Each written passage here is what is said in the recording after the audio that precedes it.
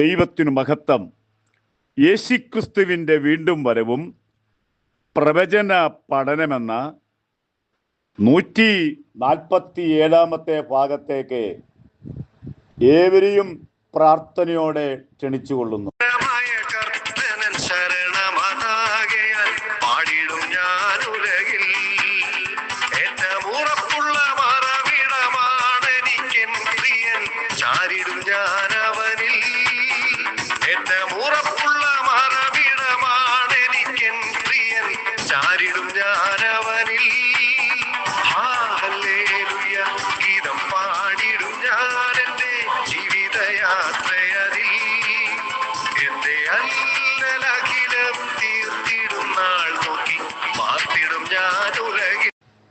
ദൈവത്തിനു മഹത്വം.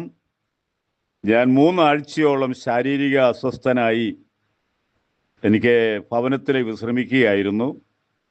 അതുകൊണ്ട് എനിക്ക് തുടർച്ചയായിട്ട് ക്ലാസ് ഇടാനായിട്ട് സാധിച്ചില്ല.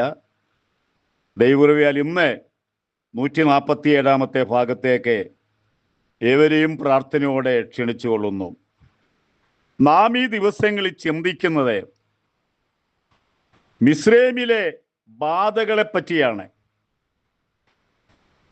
ഇന്ന് 5ാമത്തെ ബാധയിലേക്ക് നമുക്ക് ചിന്തിക്കാം.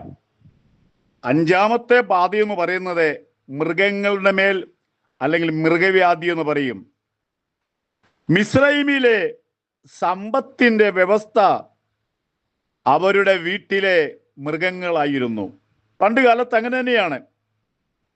നമ്മുടെ ജോബിന്റെ ചരിത്രം പഠിച്ചു കഴിഞ്ഞാൽ ജോബിന്റെ സമ്പത്ത് എന്ന് പറയുന്നത് 7000 ആട്, 3000 ഒട്ടകം, 500 കാള, 500 പെൺകഴുത. പണ്ട് കാലങ്ങളിൽ നമ്മുടെ ബാങ്കിലൊക്കെ പണം ഇടുന്നത് പോലെ നമ്മുടെ വീട്ടിൽ എത്ര മൃഗങ്ങളുണ്ടോ അതനുസരിച്ചാണ് ഒരു സമ്പന്നൻ എന്നറിയപ്പെടുന്നത്. ഇവിടെ നമ്മൾ ചിന്തിക്കുമ്പോൾ ഇവരുടെ മൃഗങ്ങളെ സംരക്ഷിക്കുന്ന ദേവനുണ്ട്.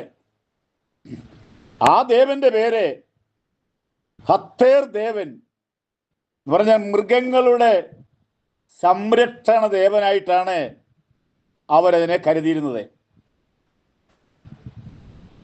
എന്നാൽ ദൈവത്തിന്റെ ക്രോധപരമായ ബാധ വിട്ടപ്പോൾ സമ്പത്തിന്റെ ദേവന് പിടിച്ചു നിൽക്കാൻ പറ്റിയില്ല, ഇവരെ രക്ഷിക്കാനായിട്ട് സാധിച്ചില്ല എന്നാണ് ഇവിടെ തെളിയിക്കുന്നത്. മിസ്രൈമിലെ ആരാധനാ മൂർത്തികളുടെ ശക്തി ഇല്ലാതാക്കി ഓരോ ബാധകൾ വിടുമ്പോൾ അവരാശ്രയിച്ചിരുന്ന അവരുടെ സങ്കല്പ ദേവന്മാരുടെ ശക്തിയില്ല എന്നവർക്ക് മനസ്സിലായി. അവർക്ക് സങ്കല്പദേവനല്ലായിരുന്നു എങ്കിലും അങ്ങനെ ഒരു ദൈവമുണ്ടെന്നും ദൈവങ്ങളുണ്ടെന്നും അവർ വിശ്വസിച്ചിരുന്നു. പക്ഷെ അതിന് ശക്തിയില്ല എന്ന് ഓരോ ബാധകളും വിടുമ്പോൾ തെളിയിച്ചു കൊടുക്കുമ്പോഴും രാജാവിൻ്റെ ഹൃദയം കഠിനമാക്കുകയല്ലാതെ ഒരു മാറ്റം വന്നില്ല. ഇനി 6ാമത്തെ ബാധ നമുക്ക് നോക്കാം. 6ാമത്തെ ബാധ പരുക്കളാണ്. പരുക്കള് അവരുടെ മൃഗങ്ങളുടെ മേലും വന്നു, രാജകൊട്ടാരത്തിലും വന്നു. മിസ്രൈമിലെ സകല ജനങ്ങളും പരുക്കളാൽ ബാധിക്കപ്പെടാനിടയായി തീർന്നു. നമ്മൾ ചിന്തിക്കുമ്പോഴേ ഈ പലതിനെയും അതുങ്ങളൊക്കെ ദൈവമാക്കി, ജീവനുള്ളതിനെയും ജീവനില്ലാത്തതിനെയും ഒക്കെ ദൈവമാക്കി. ചാരമെന്ന് പറയുന്നതും അവരുടെ ഒരു ആരാധന മൂർത്തിയായിരുന്നു. അതിനിട്ടിരിക്കുന്ന പേര് ഇസീസ് എന്ന ദേവിയായിരുന്നു. അവർ കാണുന്നതിനൊക്കെ അങ്ങനെ ചിന്തിച്ചുകൊണ്ടിരുന്നത്. പക്ഷേ അവരുടെ ദൈവത്തെ കൊണ്ട് ന്യായം വിധിച്ചു.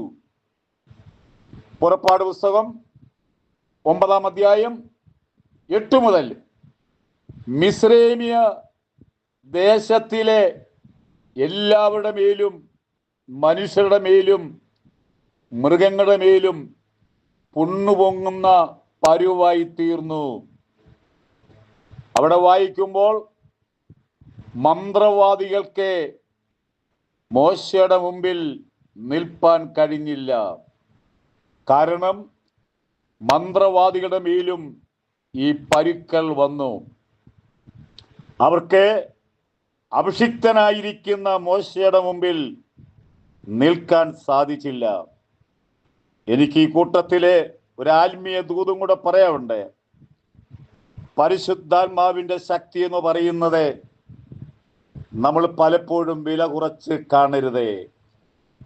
ലോകത്തെ കീഴ്മേൽ മറിക്കുവാനുള്ള അമാനുഷികമായ ഒരു ശക്തിയാണ് പരിശുദ്ധാത്മാവ്. പരിശുദ്ധാത്മാവ് പ്രാപിച്ച അഭിഷിക്തന്മാരുടെ മുമ്പിൽ അവർക്ക് നിൽക്കാൻ സാധിച്ചില്ല. നമ്മൾ ചിന്തിക്കുന്നത് പരിശുദ്ധാത്മാവ് എന്ന് പറയുമ്പോൾ നമ്മുടെ ആരാധനയിലെ നമ്മൾ പാട്ടുപാടുമ്പോൾ ചില മിനിറ്റുകൾ ആത്മാവിൽ ആരാധിക്കാൻ വേണ്ടിയാണ് എന്ന് ചിന്തിക്കുന്ന ഒരുപാട് ആളുകളുണ്ട്. അതല്ല, പരിശുദ്ധാത്മാവ് എന്ന് പറഞ്ഞാൽ അതിൻ്റെ ശക്തിയെ നമുക്ക് അളക്കാൻ പറ്റത്തില്ല. ഏത് എതിർ ശക്തികളെയും പരിശുദ്ധാത്മാവിൻ്റെ മുമ്പിൽ പരാജയപ്പെടുകയുള്ളൂ എന്ന് ഒരു സത്യം കൂടെ നിങ്ങൾ മനസ്സിലാക്കുക. ഇതെല്ലാം സംഭവിച്ചിട്ടും ഈ ബാധകൾ ഇപ്പോൾ 6 വരെയായി, ഇനി കിടക്കുന്നേ ഉള്ളൂ. ഫറവോന്റെ ഹൃദയം കഠിനപ്പെടുകയല്ലാതെ ഒരു മാറ്റവും സംഭവിച്ചില്ല. കാരണം ഫറവോൻ അല്ലെ അവന്റെ പടയാളികൾ, അവന്റെ ഉയർന്ന ജോലിക്കാരെ ഇസ്രായേൽ മക്കളോട് കാണിച്ചു കൂട്ടിയ സകലതിനും ഇവിടെ കണക്ക് ബോധിപ്പിച്ചേ പറ്റുകയുള്ളൂ. ദൈവജനത്തെ ഉപദ്രവിച്ച ഫറവോനും അവരുടെ കൂട്ടർക്കും ദൈവത്തിന്റെ ശിക്ഷ എന്തെല്ലാം ഉണ്ടോ അതെല്ലാം സംഭവിച്ചിരിക്കണം. അതുകൊണ്ടാണ് അവന്റെ ഹൃദയം പിന്നെയും പിന്നെയും കഠിനമാക്കി. കാരണം ദൈവത്തിന്റെ ശിക്ഷ മുഴുവൻ അവൻ ഏറ്റുവാങ്ങിയേ പറ്റുകയുള്ളൂ. ഇതിനകത്തൊരു ആത്മീയ സന്ദേശം നമ്മൾ മനസ്സിലാക്കണം. ദൈവമക്കളെ, നമ്മൾ ആരാന്നുള്ള കാര്യം എപ്പോഴും നമ്മൾ ഓർക്കണം. നമ്മുടെ ജീവിതത്തിൽ ഉണ്ടാകുന്ന പ്രശ്നങ്ങളെ, പ്രതികൂലങ്ങൾ, ആരാധനയ്ക്കെതിരെയുള്ള സന്നാഹങ്ങളെ എന്ന് വേണ്ട ഒരുപാട് പ്രതിസന്ധി ഘട്ടങ്ങൾ കടന്നു വരുമ്പോൾ നാം ചിന്തിച്ചു പോകുന്നൊരു കാര്യമുണ്ട്. ദൈവം ഇതൊന്നും കാണുന്നില്ലേ? കാണുന്നുണ്ട്. ദൈവത്തിന് സമയം വരുമ്പോൾ തൻ്റെ കരം നീട്ടും. ആ കരത്തെ തടയുവാൻ ലോകത്തിലെ ഒരു ശക്തിക്കും കഴിയയില്ല എന്ന് ഈ ബാധകൾ കൊണ്ട് തെളിയിക്കാൻ സാധിക്കും. ദൈവം നമ്മോട് കൂടെയുണ്ട്.